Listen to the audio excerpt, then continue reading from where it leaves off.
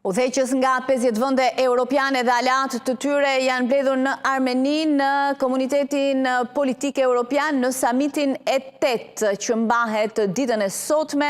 I pranishëm është edhe kryeministri Edi Rama, kryeministri i Kosovës Albin Kurti, ndërsa nga Serbia do të jetë po ashtu i pranishëm kryeministri i Serbisë. Kryeministri Edi Rama ka mbritur në samit dhe është përgjigjur interesit të mediave lidhur me këtë samit.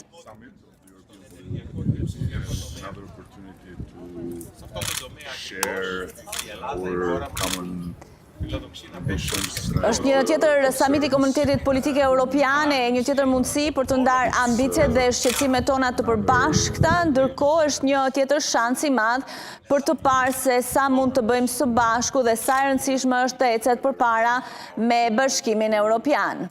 Go further with the unification of Europe. Duhet të shohim se çfarë qëndron realisht pas dhe ndërkohë është e qartë dhe ashtu siç janë gjërat, NATO duhet të mbështetet më shumë në pjesën europiane. Çfarë mund t'i ofrojë Unioni vendeve që duan të anëtarësohen? Ishte një pyetje bërë kryeministrit Rama, i cili ka theksuar se nuk ka të bëjë me ofrimin e diçkaje për 2 apo më shumë vende, por ka të bëjë me të menduarit e të vepruarit shpejt, sepse ka të bëjë me vetë Europën, me vetë Bashkimin Evropian. Një Bashkim Evropian që nuk është i plot, është i dobët dhe është më i cënueshëm se sa një Bashkim Evropian i cili është i plot, ka theksuar kryeministri shqiptar Edi Rama.